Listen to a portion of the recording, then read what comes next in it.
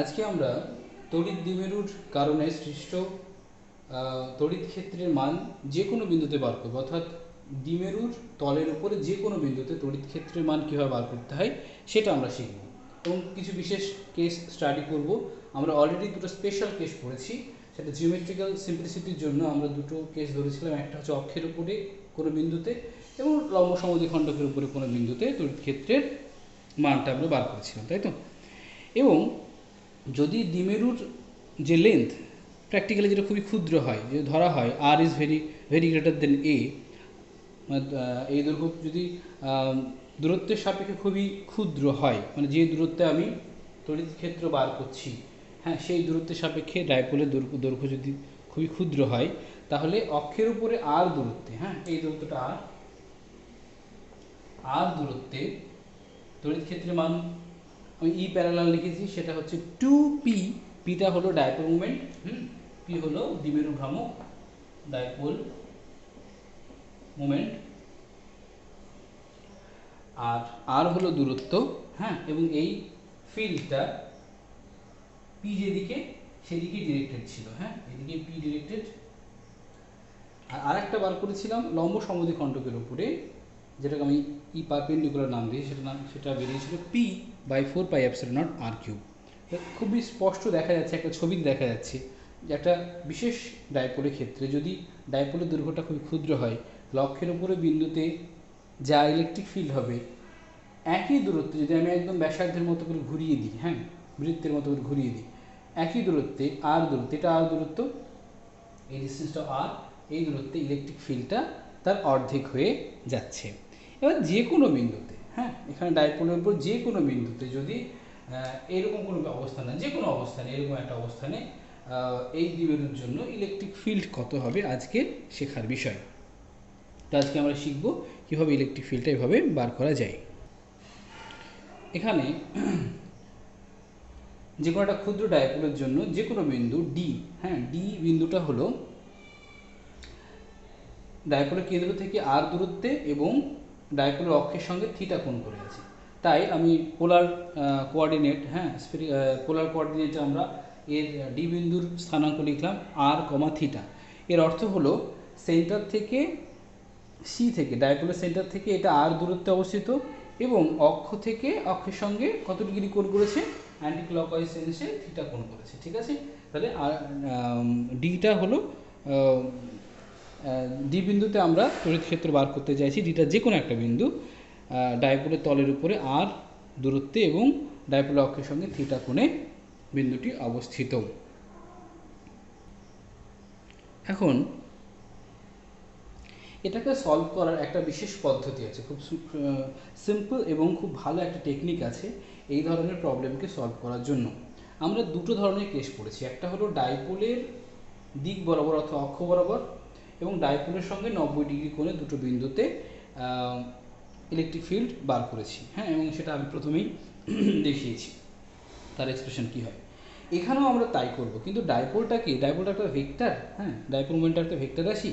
এটাকে আমরা উপাংশে ভেঙে এই উপাংশ ভাঙাটাকে কাজে লাগাবো এবং উপাংশে ভেঙে একটা বিশেষ টেকনিকে দেখব। একটা উপাংশ হবে এই সিডি বরাবর আর একটা উপাংশ হবে সিডির সঙ্গে লম্ব। তাহলে একটা সিডি বরাবর মানে ওই উপাংশটার অক্ষ বরাবর হবে সিডি, আর আরেকটা হবে দ্বিতীয় উপাংশের লম্ব সমদ্বিখণ্ডক হবে সিডি, ঠিক আছে? কিভাবে সেটা আমরা পাশের ছবিতে দেখি, তারপরে ক্যালকুলেশনটা করব। ভেঙে নেওয়াটা ভালো করে দেখি। তাহলে এই অংশটাকে আমরা ডাইরেক্ট একটা ভেক্টর দিয়ে লিখছি, একটা পি ভেক্টর, ঠিক আছে? পি ভেক্টরকে আমরা এখানে প্লাস চার্জ মাইনাস চার্জটা আছে, এটা প্লাস চার্জ আছে, আমরা জানি ফিজিক্সে মাইনাস থেকে প্লাসের দিকে আমরা দ্বিমেরুর দিকটা নিই। এখন কি করতে হবে, একে দুটো উপাংশে ভাঙতে হবে। কোন দিক এ, এটা ধর সি, তাই তো, এই দিক বরাবর, হ্যাঁ, এটা ডি বিন্দু, এই দিক বরাবর উপাংশ একটা আর এর লম্ব বরাবর উপাংশ একটা। আমরা যে কোনো ভেক্টরকে দুটো দিকে ভাঙতে পারি, দুটো লম্ব দিকে ভাঙতে পারি। লম্ব উপাংশে ভাঙা, তাহলে এই কোণটা তো থিটা, তাই না? এই কোণটা হচ্ছে থিটা, এই যে এই কোণটা থিটা। তাহলে এদিক বরাবর পি কে ভাঙলে কত হয়, এদিক বরাবর হবে পি কস থিটা, তাই না? P cos theta. ঠিক আছে, এদিক বরাবর পি কস থিটা হবে, আর এদিক বরাবর কি হবে পি সাইন থিটা। তাহলে একটা ভেক্টর পি হচ্ছে দ্বিমেরু ভ্রামক, একটা ভেক্টর রাশি, সেটা সঙ্গে এই দিকটা সিডি দিকটা থিটা কোণ করে, তাহলে এই দিক বরাবর একটা উপাংশ হলো পি কস থিটা, আর এই দিক বরাবর একটা উপাংশ হলো পি সাইন থিটা। এই ভাঙাটা সবাই বুঝতে পারছে, যদি দুটো লম্ব দিকে আমরা যে কোনো ভেক্টরকে ভাঙতে পারি। যদি এই ভেক্টর হয় তো এই কস থিটা আর একটা উপাংশ হবে এ সাইন থিটা, এটা পি, তাই P cos theta P sine theta, এরকম দুটো লম্ব দিক, ঠিক আছে। এই লম্ব দিক বরাবর একটা ভেক্টরকে ভাঙা হচ্ছে। তো সোজা করে নাও, এদিকে একটা ভেক্টর আছে, এখানে একটা অ্যাঙ্গেল আছে, এটা কস কম্পোনেন্ট, এটা সাইন কম্পোনেন্ট, ঠিক আছে, থিটার সঙ্গে কস কম্পোনেন্ট থাকে। এখন এখানে টেকনিকটা হচ্ছে আমরা এই পি কস থিটাকে আলাদা একটা ডাইপোলের মতো ভাববো এবং পি সাইন থিটাকে আলাদা একটা ডাইপোলের মতো ভাববো, ঠিক আছে। তাহলে পি কস থিটার জন্য এই যে লাইনটা সিডি লাইনটা, এই সিডি লাইনটা সেটা একটা দিকের কাজ করবে সিডি লাইনটা, আর পি সাইন থিটার জন্য এই সিডি লাইনটা এক ধরনের দিকের কাজ করবে। তুমি যদি এখনই একটু ভেবে দেখো তো পি কস থিটা দেখো এই পি এর দিকে, এই যে পি এর দিক সেই দিকে, এই দিকে আরো এটা কি, এটা এই লাইনটা এটা অক্ষ, তাই না। তাহলে পি এর দিকে যে লাইনটা থাকবে সেটাকে অক্ষ বলা হচ্ছে। তাহলে পি কস থিটাকে যদি আমি আলাদাভাবে ভাবি তাহলে এখানে আমি ড্র করি p cos theta, only p cos theta. P cos থিটার জন্য একটা ডাইপোল, ঠিক আছে, যার ডাইপোল মোমেন্ট হচ্ছে পি কস থিটা, একটা ডাইপোল যার ডাইপোল মোমেন্ট হচ্ছে পি কস থিটা। তো এই লাইন বরাবর এই সেন্টার থেকে, এটা ধরো সি, এই সেন্টার থেকে আর দূরত্বে ডি বিন্দুতে, হ্যাঁ, যদি দ্বিমেরু ভ্রামক বার করতে হয় তাহলে কি কোন ফর্মুলা ব্যবহার করবো এখানে ফর্মুলা ব্যবহার করব, এটা সিডিটা হয়ে গেল পি কস থিটার জন্য কি অ্যাক্সিস, অক্ষ, তাই না। তাহলে যদি এখানে কোনো বিন্দু হতো, এই বিন্দুটা কি হতো বা এই লাইনটা কি হলো, পি এর জন্য যদি অক্ষ হয় তাহলে এক্ষেত্রে এই সিডি লাইনটা বা এই সিডি লাইনটা পি কস থিটার জন্য কি হবে, অক্ষ হবে, তাই তো। তাহলে পি কস থিটার জন্য সিডি লাইনটা অক্ষের মতো কাজ করবে। তাহলে এই ডি বিন্দুতে তড়িৎ ক্ষেত্র কোন ফর্মুলা দিয়ে হবে, অক্ষের যে ফর্মুলা ছিল সেই ফর্মুলা দিয়েই হবে, শুধুমাত্র ওখানে পি এর জায়গায় আমরা পি কস থিটা বসাবো। কারণ এখানে তো তোমার যে ফর্মুলাটা ছিল সেটা কী ছিল, এখানে ইলেকট্রিক ফিল্ডের ফর্মুলা কী ছিল, E1 বলছি, E1 সমান ছিল 2p by 4 pi epsilon 0 r cube, 2p by 4 pi epsilon r cube. তাহলে এখানে কি হবে, এই জিনিসটাকে এভাবে ঘুরিয়ে ভাবো, এটাকে তুমি পিকচারটাকে এভাবে ঘুরিয়ে ভাবো, যেন এটাকে ঘুরিয়ে ভাবো, ঠিক আছে। মানে আমার দেখার যে দৃষ্টিটা আমাকে ঠিকভাবে নিতে হবে, এটা অক্ষ, এই পি কস থিটার জন্য সিডিটা হলো অক্ষ। তাহলে এই বিন্দুতে এটা কত দূরত্ব, এটা আর দূরত্ব, তাই তো, এটা আর থিটা হচ্ছে তোমার কোঅর্ডিনেট। তাহলে সি থেকে ডি বিন্দুর দূরত্ব কত আর, তাহলে এখানে ডাইপোল মোমেন্ট কত পি কস থিটা। তাহলে এখানে যদি এই ফর্মুলাটা ব্যবহার করি তাহলে আমি এই ফর্মুলাটাকে ব্যবহার করি, সমস্ত কিছু ঠিক আছে, দেখো এই দূরত্বটা ঠিক আছে, শুধুমাত্র ডাইপোল মোমেন্টটা পি এর জায়গায় পি কস থিটা হবে। তাহলে এখানে মানটা কত হবে, E1 এর মানটা কত হবে, এখানে E1 যদি আমি নাম দিই, E1 ইকুয়ালস টু কত হবে 2 p এর জায়গায় p cos theta divided by 4 pi epsilon not r cube, তাই না। এভরিথিং ইজ সেম, জাস্ট এই জায়গাটা এইভাবে ভাবো, ঠিক আছে, কারণ এখানে পিটাকে এই উপাংশ নিয়েছে, এই p cos থিটা এখন এই ডিরেকশন বরাবর, তাহলে এটা হয়ে গেল অক্ষ। তাহলে এই অক্ষ বরাবর হলে এরকম এই ফর্মুলাটা আমাদের ব্যবহার করি, যেহেতু ডাইপোলের লেন্থটা খুবই ছোট হয়, খুব ক্ষুদ্র হলে আরটা যদি বেশি হয় তাহলে এটা অ্যাপ্রক্সিমেশন নিয়ে ফর্মুলা লেখা যায়। তাহলে শুধুমাত্র এই ফর্মুলাতে পি এর জায়গায় পি কস থিটা বসাবো, হলো, ঠিক আছে। তাহলে এখানে আমি লিখে দিই, তাহলে এখানে এই দিক বরাবর একটা উপাংশ পাওয়া যাবে, এটা হচ্ছে E1 সমান হবে 2p cos theta by 4 pi epsilon not r cube, হ্যাঁ দেখা যাচ্ছে, ঠিক আছে, হলো এটা বুঝে নাও। এটা যদি বুঝে নাও, এটা যদি হয়ে যায়, এটা বুঝতে না পারলে রিমাইন্ড করে দেখে নাও, আমি এটা বুঝিয়ে দিচ্ছি। এবার তুমি ভাবো পি কস থিটা বাদ দিয়ে পি সাইন থিটাকে ভাবো। পি সাইন থিটার সঙ্গে এই কোনটা পি কস থিটা মুছে দিচ্ছি এই ছবিতে, সেম ছবিতে আমরা যখন দেখব ডি বিন্দুটা, সি থেকে ডি বিন্দুটা সঙ্গে এই কোনটা কত 90 ডিগ্রি, কারণ এটাকে লম্ব উপাংশে ভাঙা হয়েছে। তাহলে এই ডিরেকশনটা এই ডিরেকশনের সঙ্গে 90 ডিগ্রি কোণ করে, তাই তো? তাহলে এবার তুমি ভাবো যে এই লাইনটা এই লাইনের উপরে লম্ব, তাই না? তাহলে আমি এটাকে যদি আলাদাভাবে এখানে ড্র করি, যে এখানে একটা ডাইপোল আছে which is p sin theta, একটা ডাইপোল যার সঙ্গে লম্ব দিকে এবং লম্ব সমদ্বিখণ্ড, সি বিন্দুটা সেন্টার, লম্ব সমদ্বিখণ্ডকের উপরে কোন একটা বিন্দু আছে ডি, হ্যাঁ, আর কোণ থিটা, এই বিন্দুতে আমাকে তড়িৎ ক্ষেত্র বার করতে হবে, তাই তো? তাহলে কোন ফর্মুলাটা? এইখানে যে ফর্মুলাটা ছিল, এখান থেকে এরকম একটা দূরত্বে, একই ডিস্টেন্স দূরত্বে, হ্যাঁ, লম্ব সমদ্বিখণ্ডকের উপরে একটা ইলেকট্রিক ফিল্ড হয়, এই বড় একটা ইলেকট্রিক ফিল্ড হয়। এই ইলেকট্রিক ফিল্ডটা কোন দিকে হয়? পি এর ঠিক অপোজিট দিকে হয়, সেটা আমরা সেকেন্ড লেকচারে বলেছিলাম। এবং এটার মান কত হয়? হ্যাঁ, এটার নাম যদি আমি E2 দিই, E2 সমান ছিল আগে ছিল এটা, হ্যাঁ, এটা তাই লাল কালি দিয়ে করছি, এটা এখন না, বা এখন লেখা যাবে, অসুবিধা নেই, এটাতে লেখা যাবে E2 সমান এখানে হবে P/4πε0 R3, তাই তো? ওকে, তাহলে এটা তো এটার ক্ষেত্রে এটা, কিন্তু এই ক্ষেত্রে আমরা পি সাইন থিটাটাকে পি সাইন থিটার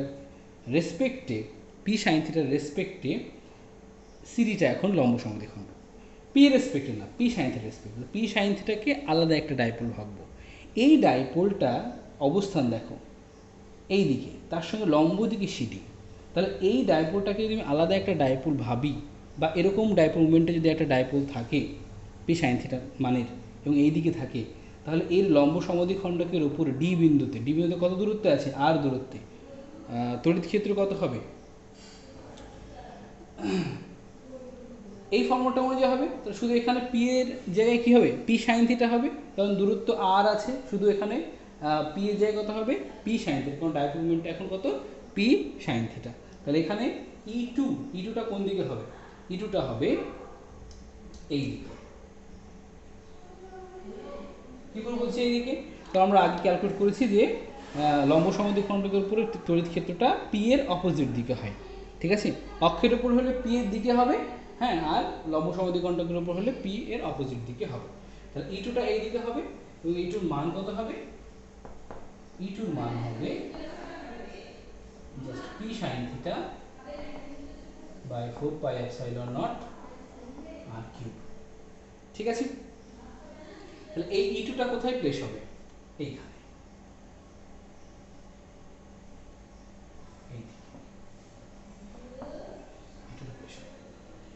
এবার আমি ক্লারিফাই করি। পি এর জন্য ডি বিন্দুতে তড়িৎ ক্ষেত্র বার করতে হবে। তো আমি কি করলাম? পি কে দুটো উপাংশে ভাগ করলাম। একটা হলো এই লাইন বরাবর, যেটা পি কস থিটা। এই লাইন বরাবর যখন আমরা পি কস থিটা ভাঙলাম, তখন এই সিডি লাইনটা হয়ে গেল অক্ষের উপরে কোনো বিন্দু হলো ডি, ডি বিন্দুতে তড়িৎ ক্ষেত্রের মান হয় 2 গুণিত দ্বিমেরুর ভ্রামক বাই 4πε0 R3। এখানে 2 গুণিত দ্বিমেরুর ভ্রামক এখানে কত? পি কস থিটা হলো বাই 4πε0 R3, দ্রুত R3। আর আরেকটা উপাংশ নিয়েছিলাম এই দিকে, পি সাইন থিটা। এটার রেসপেক্টে সিডি রেখাটা হয়ে গেল কি? এটার রেসপেক্টে সিডি রেখাটা হয়ে গেল লম্ব সমদ্বিখণ্ড।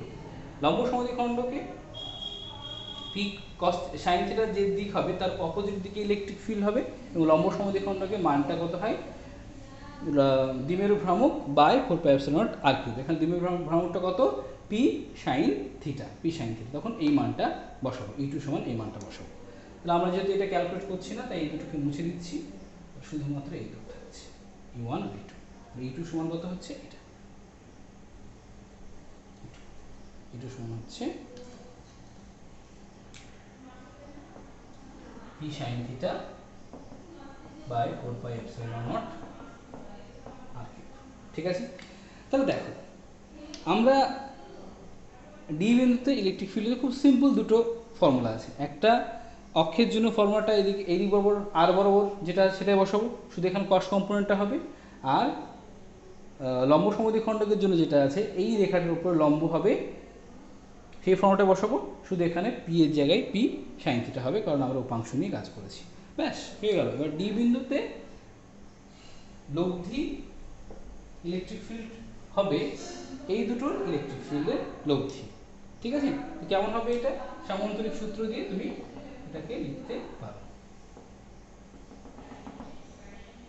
ডি বিন্দুতে যে দুটোর ই1 আর ই2 এর জন্য যে লব্ধি তড়িৎ ক্ষেত্র সেটা কোন দিকে হবে? অ্যাকচুয়াল ইলেকট্রিক ফিল্ডটা কিন্তু এর উপর, which is E। ডি বিন্দুতে ইলেকট্রিক ফিল্ড কত হবে? E। তা E সমান হবে E ভেক্টর সমান লেখা যাবে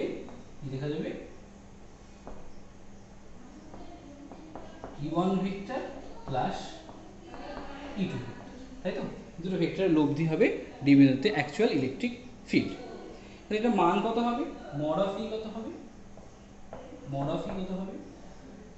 এটা খুব জ্বালাচ্ছে আমার।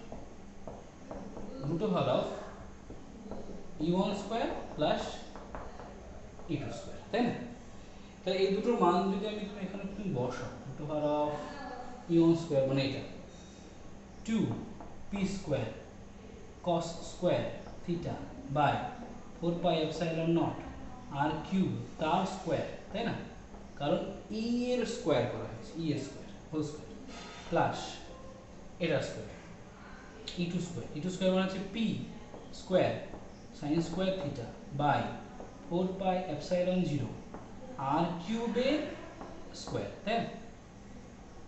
Total double root equal to, এবার দেখো এটা 4 হবে, তাই না?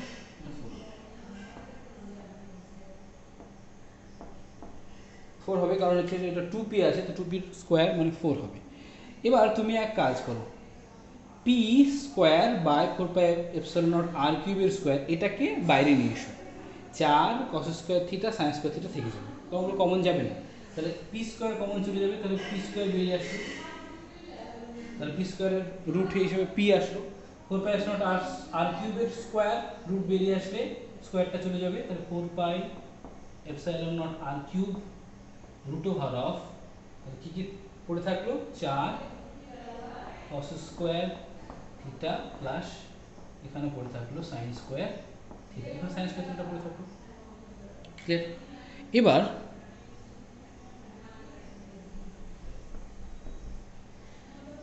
তাহলে e এর মানটা কি হচ্ছে? e এর মানটা হচ্ছে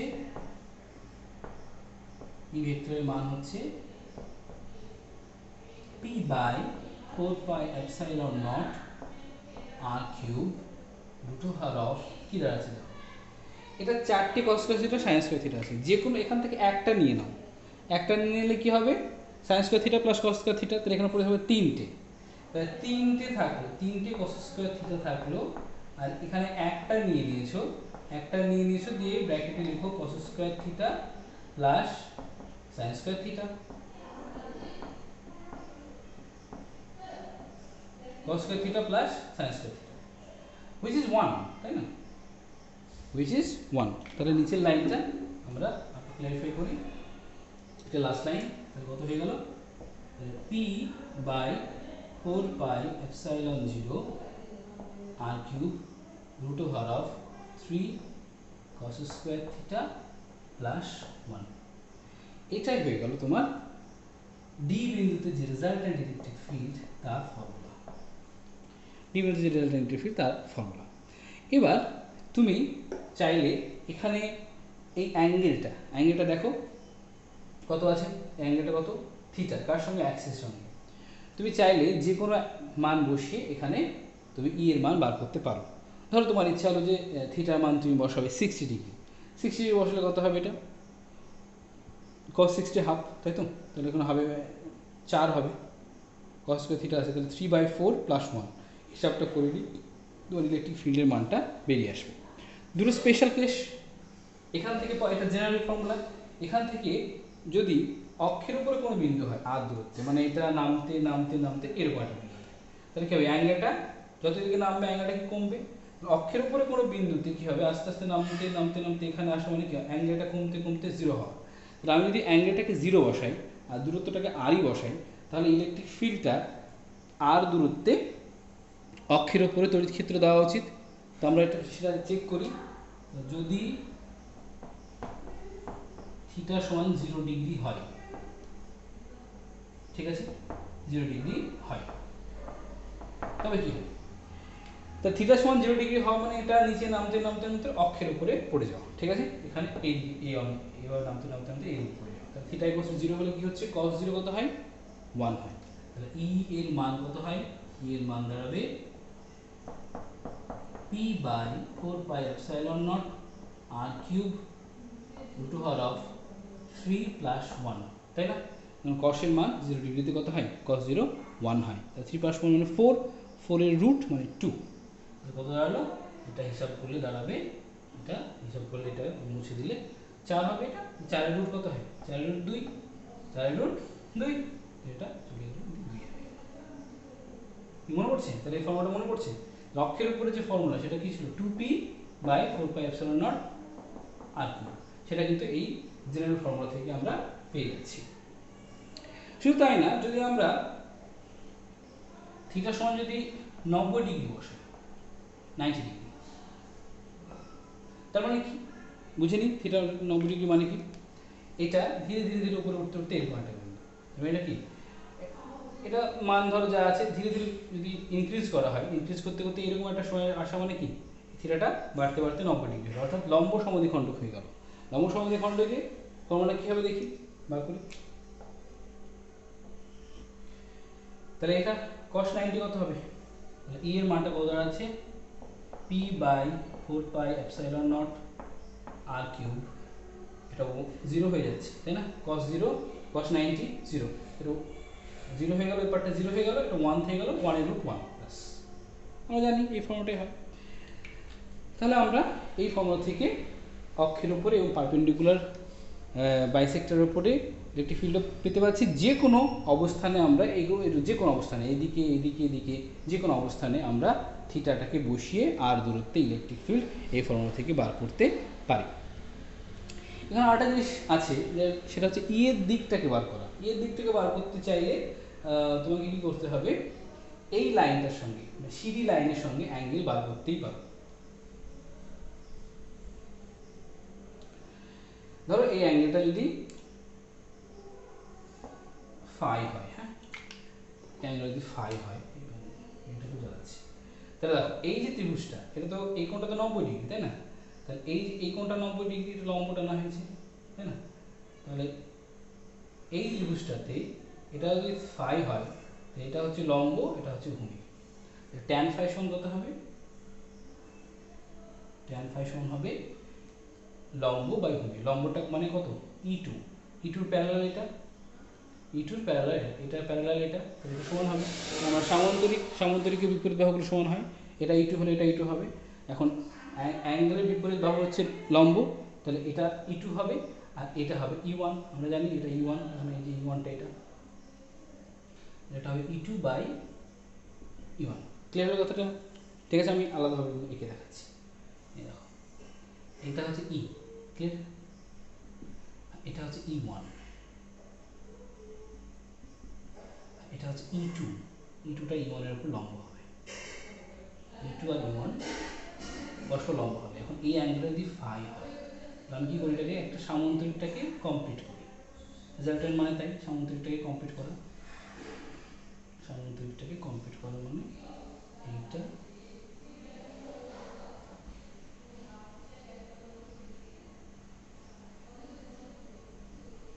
এই বাহুটা এই বাহুটা সমান হয়, তাহলে এটা E2 হবে, তাই তো, তাহলে এটা যদি ফাই হয় তাহলে এটা হবে E2 অ্যাকচুয়ালি, তাই তো, এটা যদি ফাই হয় তাহলে ট্যান ফাই মানে কি, অ্যাঙ্গেলের বিপরীত বাহু কোনটা, বাহুটা হচ্ছে লম্ব, লম্ব বাই ভূমি, E2 বাই E1 সমান কত হবে, এ বসাও, E2, এটা E2, এটা হচ্ছে E1, এখানে কত আছে, E2 মানে হচ্ছে P sin theta by 4 pi epsilon not r cube, আর E1 মানে হচ্ছে 2p cos theta by 4 pi epsilon not r cube. দেখো এই সবগুলো কেটে যাবে, পি পি কেটে যাবে, শুধু পড়ে থাকবে কত, সাইন থিটা আর 2 কস থিটা পড়ে থাকবে।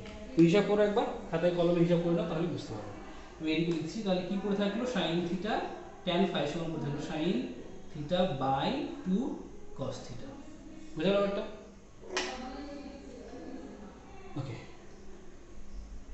তাহলে ট্যান ফাই সমান এখানে আমি কি পেলাম, এটা ট্যান ফাই সমান পেলাম tan theta by 2। E2 by E1 সমান ট্যান থিটা বাই 2। বুঝা গেল ব্যাপারটা? তাহলে এই ফাইটা হলো ই এর ডাইরেকশন, কার সঙ্গে, E1 এর সঙ্গে। তাহলে এখান থেকে আমরা E1 এই অ্যাঙ্গেলটা বার করে নিয়ে আমরা E1টা কোন দিকে সেটা বলতে পারি। এখন এই নতুন ডায়াগ্রামটা আমি আঁকলাম, এখানে আমি বোঝাতে চাইছি যে ধরো এটা হচ্ছে, এইটা একটা ডাইপোল, হ্যাঁ এটা একটা ডাইপোল, এটা ডাইপোল, এই ডাইপোলমেন্ট এইদিকে, এই ডাইপোলটা খুবই ক্ষুদ্র, যা এঁকেছি তার থেকে অনেক ক্ষুদ্র। এখান থেকে আর দূরত্বে, এটাও আর, দেখো আর দূরত্বে একটা আমরা বৃত্তচাপ এঁকেছি, এখান থেকে আর দূরত্বেই অক্ষের উপরে ইলেকট্রিক ফিল্ড কত হচ্ছে, 2p/4πε0 আর কিউব। এখান থেকে 90 ডিগ্রি ঘুরে গিয়ে যদি সমদ্বিখণ্ডকের উপর আসি, তাহলে সেটা হয়ে যায় তার অর্ধেক। ঠিক আছে, এটা ঠিক অর্ধেক, এটা তাই তো, দেখো দুইটা নেই এখানে, অর্ধেক। এবার ইন্টারমিডিয়েট কোনো পয়েন্টে কি হচ্ছে, তাহলে ধীরে ধীরে কমতে কমতে কমতে অর্ধেক হচ্ছে। তা ইন্টারমিডিয়েট কোনো পয়েন্টে, হ্যাঁ যেখানে অ্যাঙ্গেলটা থিটা হবে, সেখানে কত হবে, p/4πr³ ইন্টু এই টার্মটা 3 cos স্কয়ার থিটা প্লাস 1। তাহলে 3 cos স্কয়ার থিটা প্লাস 1 এর সঙ্গে সমানুপাতিক হচ্ছে। তাহলে এই টার্মটাই কি করছে, যে এখান থেকে এইদিকে কিভাবে তড়িৎ ক্ষেত্র কমছে সেটা বোঝাচ্ছে। তাহলে তড়িৎ ক্ষেত্রের মান অক্ষের উপরে সর্বাধিক হচ্ছে, এবং একই দূরত্বে আমরা যখন লম্ব সমদ্বিখণ্ডকের উপরে আসছি তখন মানটা সর্বনিম্ন হচ্ছে, এবং মানটা ঠিক পি এর অপোজিট দিকে হচ্ছে, পি এর দিকে অপোজিট দিকে। এইরকম কোন দিকে হবে, স্পর্শক বরাবর হবে, সেটা আমাকে ক্যালকুলেট করে দেখতে হবে কোন দিকে হচ্ছে। এই দিকের সঙ্গে লম্ব দিকে এটা, তাহলে এরকম কোনো একটা দিকে হবে, এরকম কোনো একটা দিকে হবে, সেটা আমাকে অ্যাঙ্গেলটা ওই ফর্মুলা থেকে tan phi equals to E2/E1 সমান হচ্ছে ট্যান থিটা বাই 2, সেখান থেকে বার করে নিতে হবে। তাহলে জাস্ট থিটাটা জানলেই আমি ট্যান ফাইয়ের যে ফর্মুলা, সেখান থেকে ইলেকট্রিক ফিল্ডের ট্যান থিটা বাই 2, এখান থেকে ট্যান ফাইটাকে বার করে নিয়ে আমরা এই ডিরেকশনের সঙ্গে আর এর সঙ্গে ইটা, হ্যাঁ আর এর সঙ্গে ই মানে লব্ধিটা কোন দিকে সেটা বার করতে পারবো। তুমি চাইলে একটা টেস্ট করতে পারো, কি টেস্ট করতে পারো, ধরো 45 ডিগ্রি ধরো, তাহলে ট্যান 45/1 হবে, তাহলে ট্যান হাফ হবে, ট্যান হাফের মান বার করো, যে ফাইটা পাবে সেই ফাইটা এই অ্যাঙ্গেলের সঙ্গে, ফাইটা যে ট্যান হাফের মান যা হবে, ফাইটা এই অ্যাঙ্গেলের সঙ্গে তত ডিগ্রি কোণ করে ইলেকট্রিক ফিল্ডটা, লব্ধি ইলেকট্রিক ফিল্ডটা পাওয়া যাবে। তাহলে এইটা হলো তোমার আলটিমেটলি ফর্মুলা। এই ফর্মুলা থেকে এটাও পাওয়া যাবে, এটা পাওয়া যাবে। এটা পেতে গেলে থিটার মান 0 ডিগ্রি বসাও, এটা পেতে গেলে থিটার মান 90 ডিগ্রি বসাও, আর ইন্টারমিডিয়েট কোনো পয়েন্টে তুমি ইলেকট্রিক ফিল্ড বার করতে গেলে তুমি এই ফর্মুলাটা বসাবে। ঠিক আছে, এটা হয়ে গেল আজকে যে কোনো বিন্দুতে। তাহলে তুমি এই প্লটে তুমি এইদিকে বসাতে পারো, তাহলে অ্যাঙ্গেলটা কী হবে, সেকেন্ড কোঅর্ডিনেটে হবে, কোনো প্রবলেম নাই, কস স্কয়ার আছে, কোনো অসুবিধা নেই। তুমি এই দিকে যা যা পাবে এই দিকে মানগুলো তাই তাই পাবে, এবং নিচেও একইভাবে এই দিকেও একই পাবে। ঠিক আছে, তো এটাকে তুমি নিজেকেই একটু স্টাডি করতে পারো, যে এটা পুরোপুরি বৃত্ত করলেও এই দিকে যা যা মান এসেছে এই দিকে তাই তা মান বৃদ্ধি পেতে পেতে ম্যাক্সিমাম হবে, আবার কমবে, ম্যাক্সিমাম হবে, এরকমভাবে চলতে থাকবে। তাহলে এখানে ভিডিও সমাপ্তি হলো। তাহলে এই জায়গাতে আমরা এই ফর্মুলাটাকে জেনারেল ফর্মুলা হিসেবে ট্রিট করলাম। ঠিক আছে।